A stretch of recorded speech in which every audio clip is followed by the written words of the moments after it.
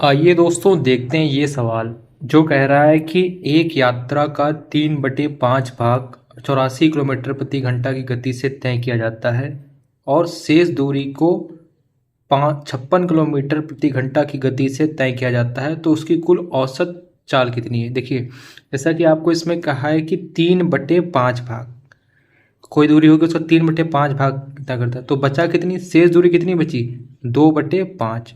अगर टोटल अगर ये कह रहा है कि इतनी ही तय कर लेता है तो बचा कितना, 2/5। अब कैसे बचा, टोटल मानते हैं एक में से जब हम 3/5 घटा लेंगे तो 5 कम 5 माइनस 3 बटा कितना, 2/5। यानी ये हो गया इसका कि 2/5 ये शेष बची है। शेष दूरी जो यहाँ पे कह रहा है, एक यात्रा का 3/5 भाग 84 किलोमीटर प्रति घंटा गति से तय किया जाता है। शेष दूरी कितनी होगी, 2/5। अब एक दूरी आपकी इतनी है, एक दूरी इतनी है।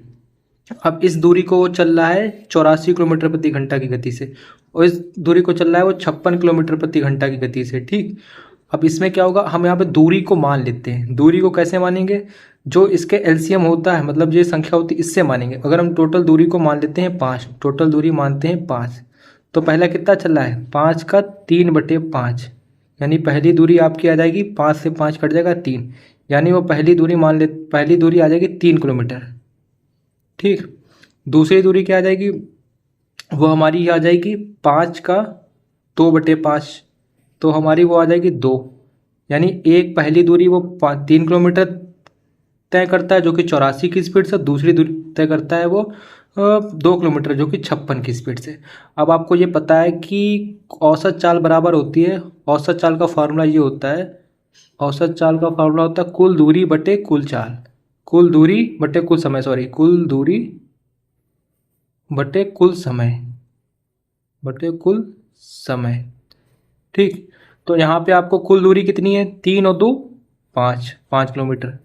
ठीक, अब यहाँ पे समय कैसे निकालेंगे, आपको ये पता है कि समय बराबर क्या होता है, समय बराबर होता है दूरी बटे चाल। तो पहले कितनी दूरी है, पहली दूरी है 3, ये देखिए 3।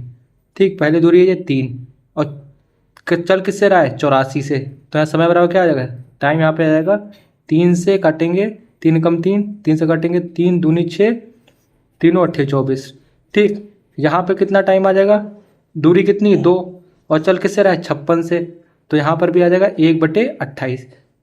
ठीक, अब ये समय को जोड़ देंगे तो 1/28 प्लस 1/28, तो ये हो जाएगा कितना, 2/28।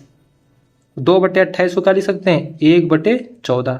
ये हमारे पास क्या आएगा, कुल समय आ गया। और औसत चाल बराबर होता है कुल दूरी बटे कुल समय। दूरी हमने निकाल ली है 3 और 2 5, समय हमने निकाल लिया 1/14।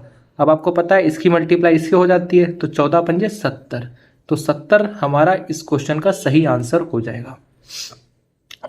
औसत चाल क्या है, 70 किलोमीटर प्रति घंटा। आई होप आपको ये वीडियो पसंद आई होगी। ऐसे ही इस टाइप के सारे सवाल किए जाते हैं। ओके, नमस्कार, धन्यवाद।